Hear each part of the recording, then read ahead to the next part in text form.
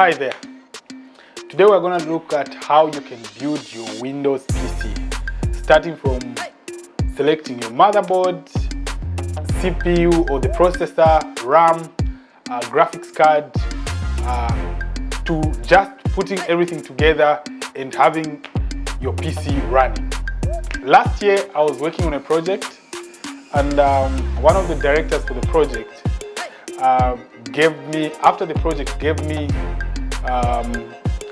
a motherboard, which is ASRock X99, which is a gaming motherboard. Not that it was a payment, but those are things that he felt like he was no longer using, so he gave me that motherboard.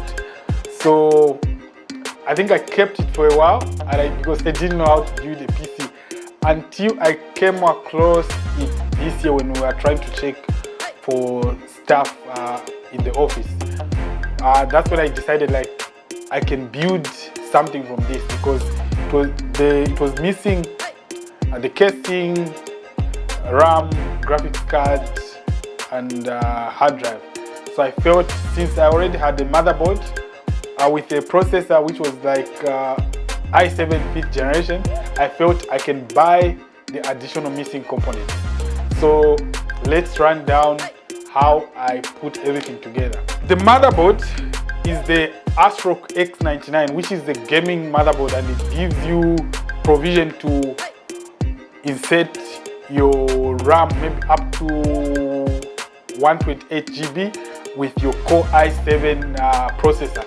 So you can put any kind of a processor, but with me, since this motherboard already had the i7 5th generation, so we'll still maintain the i7 5th generation. Then coming to the RAM, I have like the Corsair Vengeance C, 8 GB and 4 of them. So meaning in terms of RAM, we have like 32 GB.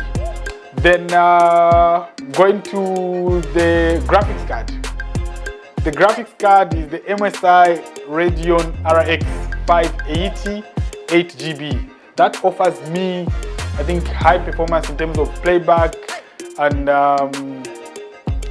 when I'm editing, there would be less of that glitch where if you put footage on a sequence, then maybe it can't play. Maybe you have to reduce the viewing ratio maybe to 1/4 or sometimes 1/2. But with this graphics card, the performance is quite high. I can play all the footage like at normal or at full, and there will be no glitch, no delay. So yeah. Then the casing, since the motherboard is the ATX motherboard, we decided to get something that was just simple, because this was the first build, so I didn't know how things could turn out, and I didn't want to spend quite a lot of money on all these things.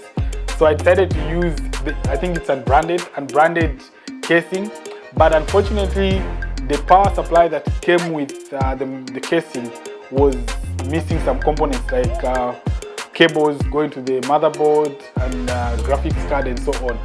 So I got help from a guy in town called Prince. He builds these machines, who sold me the EVGA 600 watts power supply, which we are currently using. And it's, I think, for the motherboard that is there and the entire system, it's something that is working well.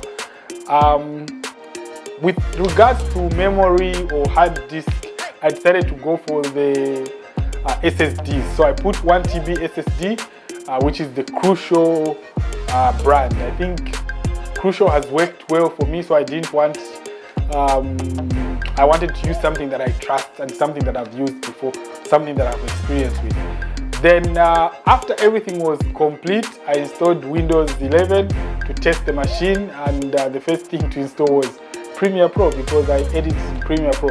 So far it's working perfectly.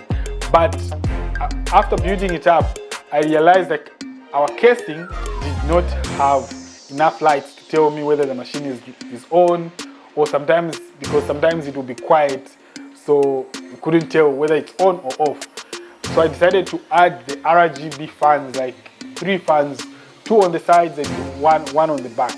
So that has also improved the cooling system, but also enhanced the beauty and just the overall appearance.